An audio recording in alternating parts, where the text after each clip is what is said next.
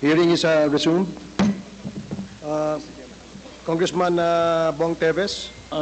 Mr. Chair, pwede bang mag-manifest muna na sana habang nagsasalita po ako, wala mo ng interruption? Okay, please, to all the members and our resource persons, please take note of the request of Congressman Bong Teves. So, earlier you have 7 minutes, now you have 6.5 minutes. Please proceed. Mababawasan yung oras ko eh. Colonel Asierto, nandiyan pa ba siya? Nasa Zoom pa rin siya? If wala, may I ask Mr. Chair to former President, kilala niyo po ba si Colonel Asierto? Hindi ho.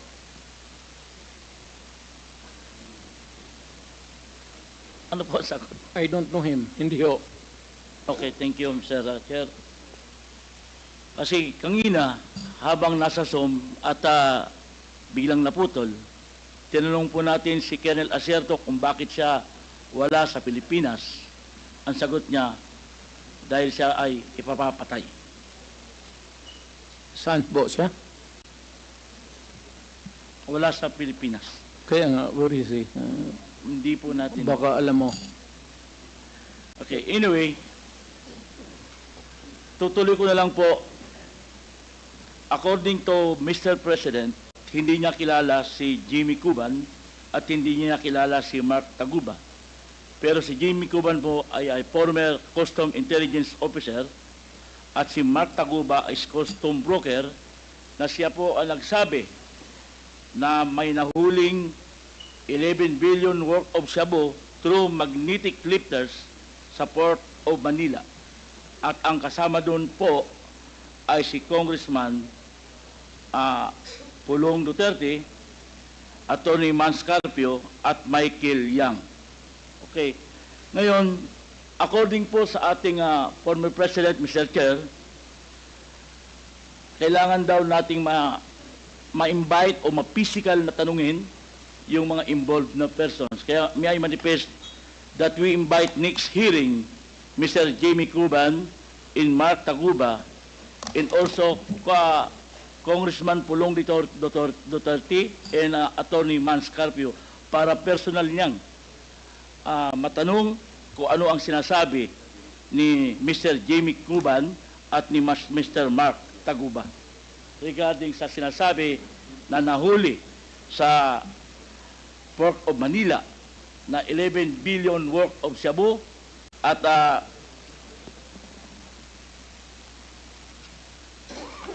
6.4 billion metal cylinders worth of drugs. According to our former Senator Trillanes, piki ang war on drugs ng ating dating Pangulo. Bakit po kaya sinabi na piki in war on drugs? Siguro pwede nating tanungin si former Senator Trillanes bakit nasabing piki ang kanyang war on drugs ng mga nakaraang administrasyon. According po kay former Senator Trillanes, sinabi po niya na piki ang war on drugs nung panahong administrasyon ni former President Duterte. May I ask to former Senator, bakit po niyo sinabi na piki ang war on drugs? Ang statement po na yon na peke po ang war on drugs ni Duterte noong nakarang administrasyon. Ito po ay bunga nung nakalap namin na impormasyon at ebidensya nung kami ay nag-iimbestiga nila Senator Laila de Lima at dun sa aming sariling pagkalap na impormasyon at base na rin dito po sa testimonya, Mr. Chairman, ni Arturo Las Cañas sa ICC na naisumiting niya at nagkaroon na rin ng kopya dito po sa Quadcom at doon sa kanyang video. Sinabi niya po na ginagamit lang ang war on drugs ni Duterte para takutin ang sambayan ng Pilipino at takutin ang iba't ibang sektor ng lipunan para hindi siya paghinalaan dun sa kanyang sariling involvement sa illegal drugs Kaya nga siya na-mention po na siya ang Lord of all drug lords. Ito po ay sinabi niya na mga kasabwat ni Duterte ay sina Michael Yang, Charlie Tan, Sammy Uy. At ito po si Michael Yang ay ayon mismo sa report ni Colonel Acerto na dating Deputy Director of the Drug Enforcement Group of the Philippine National Police. Sinumitin niya yung report tungkol sa involvement ni Michael Yang. Dito naman po, doon sa sinasabi niyo po, Mr. Chairman, na si Jimmy Guban na Customs Intelligence Police, sinasabi niya na si Michael Yang ang involved doon sa magnetic lifters na shipment. Ngayon po, lahat po yan ay nakalap namin. Pero ngayon po, kung dahil po doon, tinignan namin kung ano yung ebidensya na pwede naming malink ito. Kaya nga po, binalikan namin yung mga bank accounts na nakalap namin kay Duterte noong 2016. Tinitignan namin kung merong mga pumasok na pagkapirahan dito po sa kanya. At doon nga po kami nakakita na mga deposito sa mga accounts ni Duterte galing po dito po sa grupo ng mga drug lords na ito. At kung papayagan po, Your Honor, meron po akong PowerPoint presentation para po makita po nila kung ano yung sinasabi ko na money trail, paper trail dito po sa drug proceeds ni Mr. Duterte and his family. Kaya yan po lahat na yan ay napagtagpi-tagpi namin. So, kaya that would explain kung bakit protektado si Michael Yang kahit na may report itong si Colonel Acerto. Tapos hindi lang po yan, nung nilabas po yung report na yon, sa sobrang pagproteksyon nila kay Michael Yang, yung mismong gumawa ng investigasyon, yun yung gustong ipapatay at sinampahan ng kaliwat kanang kaso. Kaya makita natin, dun sa mga drug lord na hindi kasabwat sa sindikato ni Duterte, ano siya, porsigido siyang patayin, pero doon sa kanilang grupo, itong mga ito na mention, Michael Yang, Charlie Tan at Sammy Uy, protektado hanggang ngayon. Ni nga yung PDEA director ni Duterte na si Wilkins Villanueva, ni hindi nga masama sa drug list hanggang after 2022 si Michael Yang. Yun po ang dahilan kasi binilin po sa kanya yan ni Duterte. Salamat po. May I ask the former President kung alam niyo po ba na kinasuhan po ni former Senator Trillanes sina Congressman Paulo Duterte, Attorney Manscarpio for drug smuggling? Hindi ho. Pero kung totoong drug smuggling man sila, they should be prosecuted in court. And if convicted, they should serve sentence in jail. Hindi ko pipigilan yan. Kung kung totoo. Ngayon, yung na-reason dito ni ko kilala itong taong to, forgot his name. Your Honor, if there is an iota of truth, iota lang, baski konti lang, you can find out, may nilagay sa ng record. Now, I'm willing to execute an affidavit or kayo na lang to summon the banks pursuant to my waiver. Kung may totoo lang baski isa, I will hang myself in front of you. You can summon, I will sign a waiver, all banks, pati yung World Bank ng Amerika. Kung may isang totoo lang nakiting, I will resign and I will ask my daughter to resign and everybody in the family. That is my guarantee. And I will hang myself. siguro a few weeks after, nakita ko po, yun pong nandoon, iba't ibang accounts. Then, chinek namin, dinalidate po namin kung totoo yun, no? So, may mga nagdeposito po na doon sa iba't ibang accounts ni Duterte, tapos totoo nga, legitimate po. Then, nung kampanya, nilabas ko po ito at inamin mismo ni Duterte. Let me just comment a bit, Mr. Chairman. Kasi yung sinasabi niya, in relation dun sa case na final ko kay Pulong tsaka kay Manscarpio, sabi niya, edi i-file daw sa korte at harapin nila. Pero yung mga libo-libong mga pinagpapatay never got that privilege of the due process. Pagka wala ka sa grupo niya, hindi ka sa sindikato niya, protektado ka. Kailangan mag-file sa korte. Pero pagkakaribal ka at ordinaryong Pilipino ka, tutumba ka. Yun lang po, Mr. Chairman. I will sign it, the document, tomorrow. And I will hand it kasi gagawin pa ng abogado. But I said, if there is an iota of totoo yung sinasabi, I will hang myself in your presence. I will invite you all to be a witness. First, Mr. President, lahat po na tinanong ko po sa inyo ay galing po yan kay Mr. Jimmy Guban. Not for me. At kasi po ay na-invite na natin siya rito bilang isa sa mga resource person sa mga naunang hearings.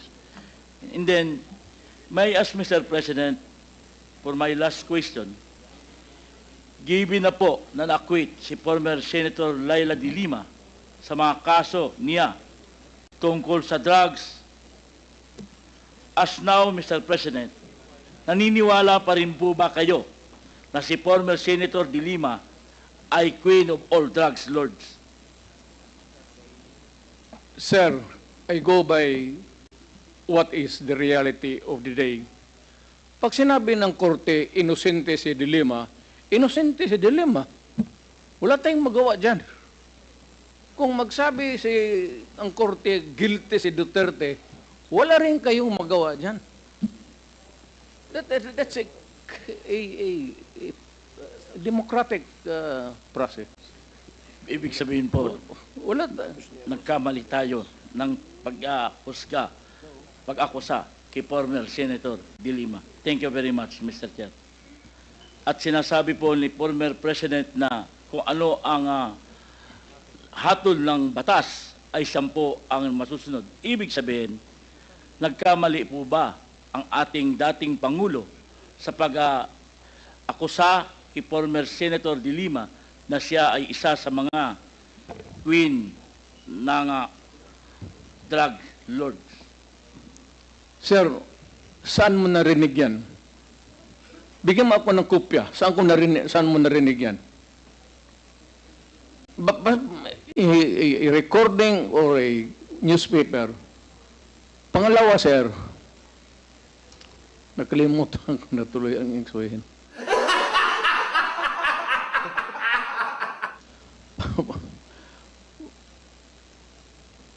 You know,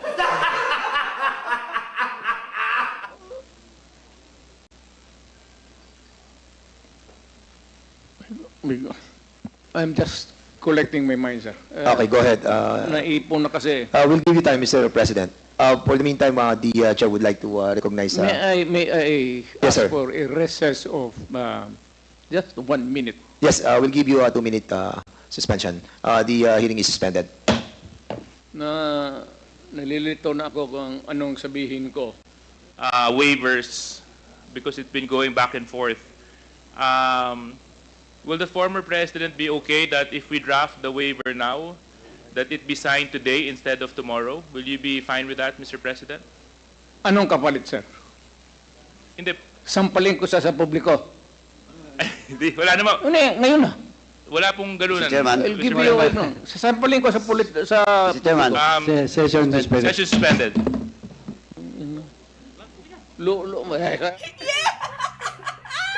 Yes.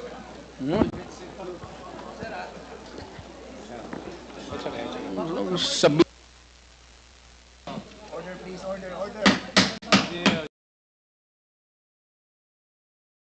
in a committee hearing, we have already stressed from the very beginning that the proper rules, decorum, will be implemented regardless of who you are.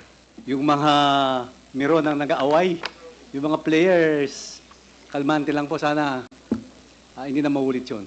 Salamat, Mr. Chairman. Congressman Adjong?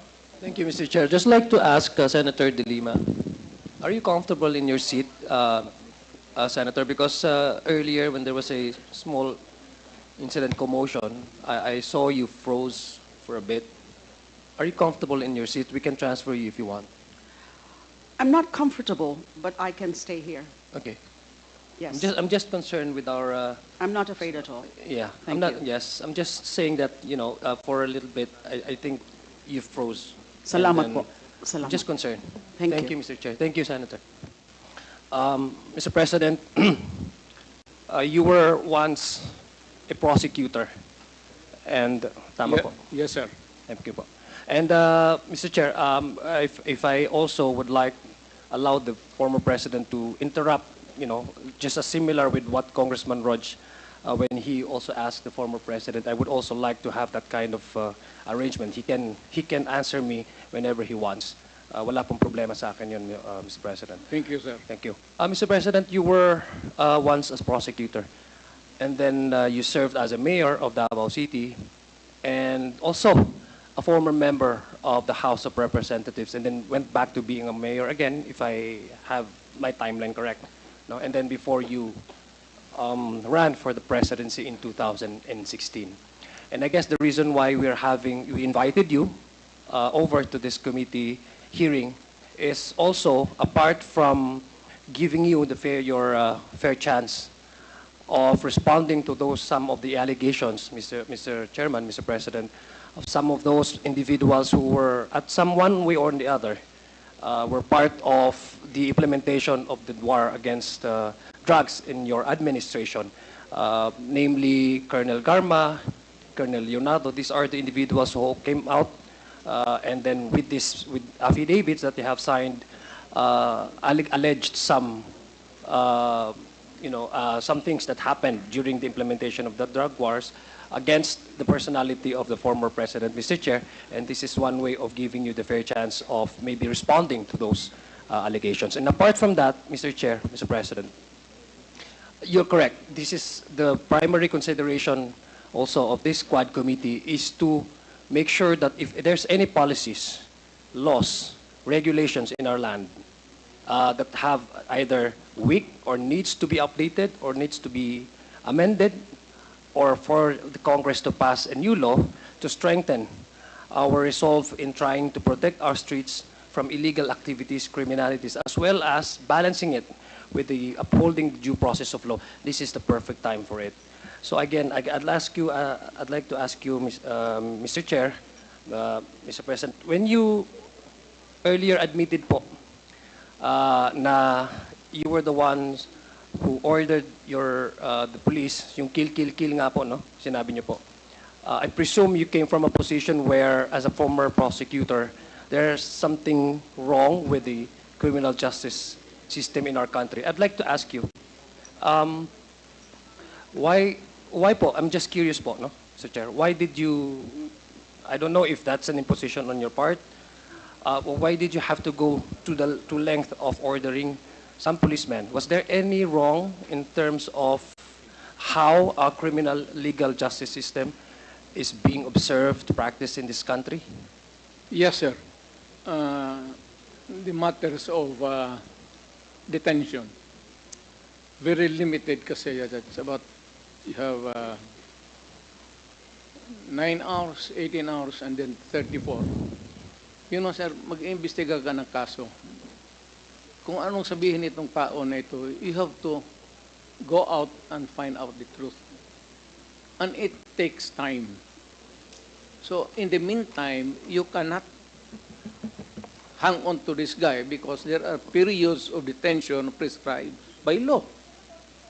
So, yan ang problema because if the lawyer comes, talagang i-release mo yan, and by the time that you discover kung ano ang sinasabi niya, na totoo ano at hindi, wala na sa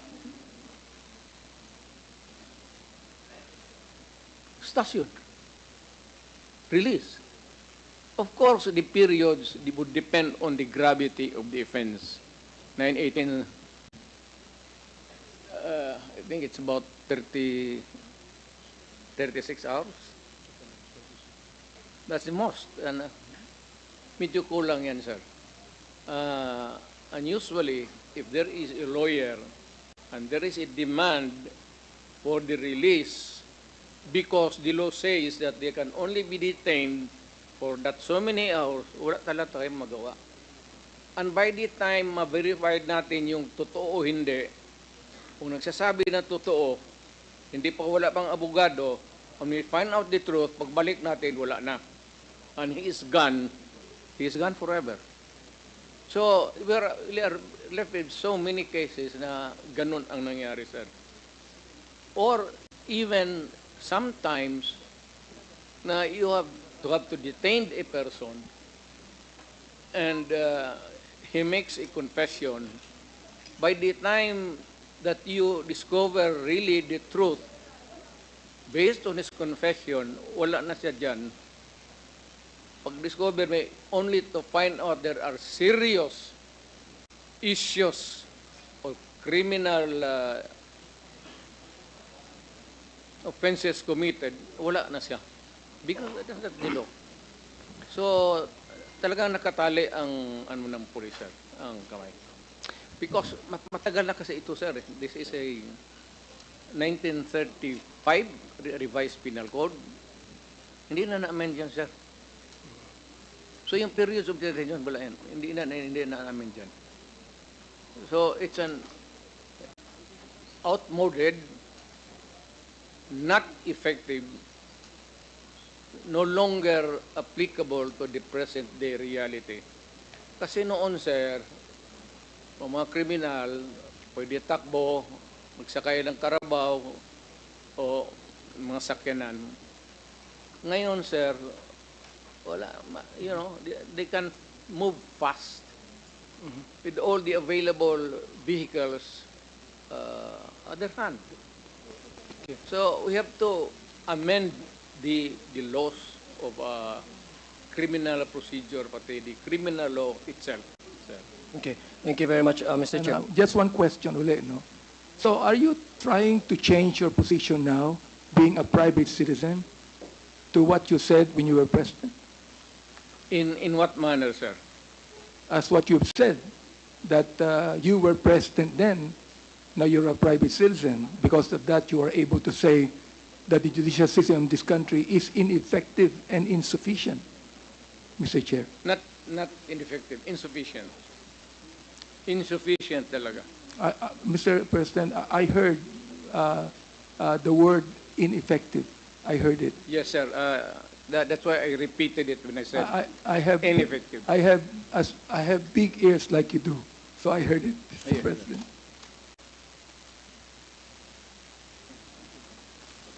Please proceed, Congressman Adyong. Thank you, Mr. Chairman. Thank you, Mr. President, for that response. If there is a resistance, bugbugin na niya o anong para madala niya sa estasyon pagka lumaban and book him for the crime that the guy committed. Kasi pag lumaban yan, magsuntukan talaga, minsan nababatuta. And the police is right in making that arrest if there is a resistance. This is not to defend the police.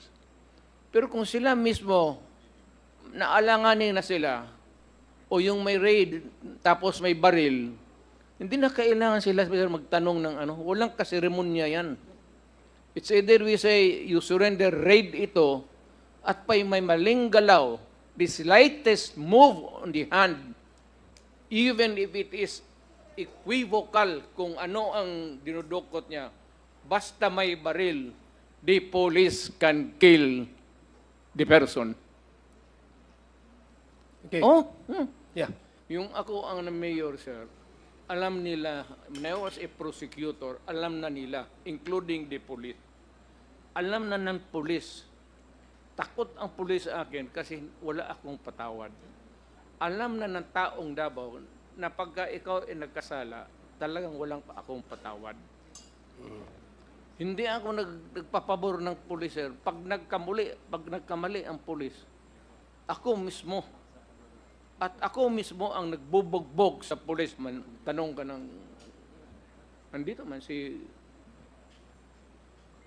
ako mismo ang bumibiran ng pulis pagka inaano nila yung sibilyan na what for every reason, layo na maglasing, magbugbog ng asawa. Pag pumunta yan sa City Hall, sir, talagang black and blue yan. Sipa, suntok. Ganon ang disiplina, sir, sa pulis ko. Hindi ko pinagyayabang. Kasi may baril yung pulis eh. Kaya lang, alam nila may kasalanan sila. Kung mo basta-basta gawin yan sa basta na lang. Pero ganon ang practice ko. Pinubugbog ko talaga. Yan ang warning ko. Ngayon, after 48 hours, pag nakita kita, Ano po? tabla na. Ano pong mangyayari after 48 hours pag nakita niyo po sila? Yun ang hindi ko masagot, sir, sa iyo. Kasi gusto mo akong makulong, sir? Hindi ho. Tinatanong ko lang ho kasi this is how you run. Akala ko kaibigan tayo. And Mr. Chair, Mr. President, I know that you've taken your job as mayor seriously. That's why I'm asking how did you able to manage to keep, crimes at a very low level po in those times. Kasi I also link this with the case of extrajudicial killings which you admittedly po kanina po na sinasabi ordering the police. Nangyari yan, I sir. just want to put in everything into context so that I can understand. Now, Mr. Chair, for my final question, I believe I'm wrap up. For my final questions, earlier, Mr. President, Mr. Chair, you also mentioned, you were asked also, bakit you resorted to ordering the police pag naglaban, patayin, pag ano, kasi tapos ang response niyo po, I think it was Congresswoman Franz Castro who asked that question. And you responded to her na kasi medyo masikip na sa kulungan.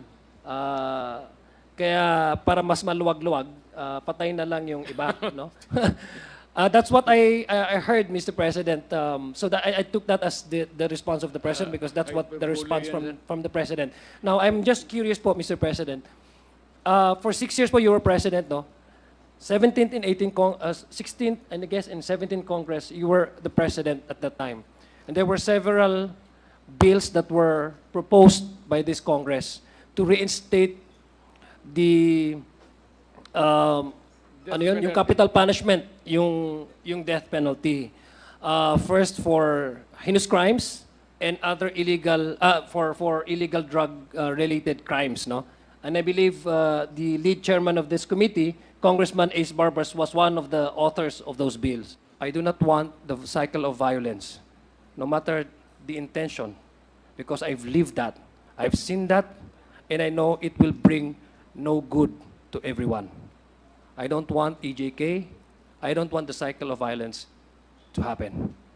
Mr. Chair, thank you very much. And maayong Thank you very gabi. much. Daghang salamat, Mr. President. Thank you Mr. very Chair. much, Congressman Adong. Mr. Chair. Kanina pa po, Mr. President, na babanggit itong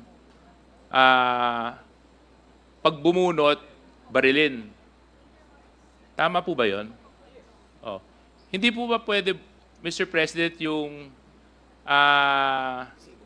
i-disable na lang kaysa patayin? Yung bang Hindi, barilin na muna sa paa, sa braso. Bakit kailangan Sir, patayin? Pag bumunot yung tao na yung criminal sa harap mo, o even if not a criminal o nakalasing lang, pagka bumunot yung baril, sir, papunta yung baril sa direksyon mo, you are in... Sige lang kayo, sira ng plato dyan, maubusan tayo dito. Alam mo, sir, pagka nakatutok yan sa katawan mo, sir, that's the end of you. Okay. No, I'm just curious. Self-defense. Yes, thank you very much, former President. Kung meron po kayong gustong sabihin bago po kayo umalis at umuwi sa inyong mga pamilya, unahin po namin kay Ma'am Lori Pasco. Ma'am Lori? Magandang gabi na po sa ating lahat. At bago po kami umuwi ay gusto naming magpasalamat sa committee na ito na nagbigay sa amin ng pagkakataon upang maipahayag namin kung ano yung aming saloobin at maikwento namin ang aming mga karanasan at kung ano yung nangyari sa aming mga mahal sa buhay. At yung mga panawagan po namin na sana po ay magkaroon talaga ng hustisya ang aming mga mahal sa buhay at magkaroon po talaga ng masusing investigasyon. Maraming salamat po. Salamat. At ang susunod ko naman pong kikilalanin ay si Mary Ann Domingo. Ma'am Mary Ann Domingo.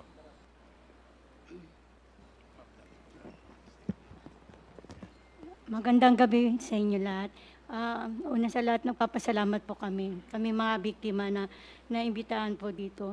At sana po, tuloy-tuloy po na matulungan niyo po kami na magkaroon ng hustisya.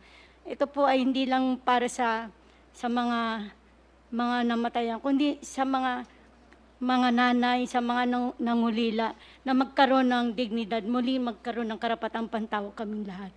Sana po matulungan niyo po kami na mabigyan ng hustisya kaming lahat. Salamat po. Maraming salamat po, Mrs. Domingo. At panghuli po, Ma'am Cristina Pascual. Sa lahat po na nandito sa Congress, buong puso kami pong nagpapasalamat sa inyo na nararamdaman po namin na kasama namin po kayo sa nararamdaman naming bigat sa araw-araw po. Kaya po, wala po kami sawang nagpapasalamat po sa inyo. Salamat po. Maraming salamat. Yes, ma'am. Pakipatay lang po yung mic pag hindi na po gamit. Yes, ma'am. Maraming salamat po sa committee ito. Gusto rin po namin acknowledge ang iba pang mga pamilyang kasama namin. Nandito po sa likod. Sila Nanay Dalia. Pwede po bang tumayo yung mga pamilya na nasa likod? Hindi po namin kayo nakilala kanina, kaya pasensya na po kayo. Pwede po kayong tumayo? Opo. At ganoon din po si Sister Lisa Ruedas, ang patuloy namin kasama sa paglalakbay. Si Nanay Sally, si Nanay Dalia, si Jane, at si Nanay Purisima. Sila po ang mga pamilyang 8 taon na pong naghahanap ng hustisya. Maraming salamat po. Maraming salamat po at sa tiwala na ipinagkaloob niyo po sa Kongreso, sa Quadcom, at umasa po kayo na patuloy po natin hahanapin, maski mahirap man ang katotohanan, at hindi po tayo titigil upang mabigyan po ng hustisya ang maraming mga pamilyang nawalan. Kaya maraming salamat po sa inyong pagdalo, sa oras at panahon.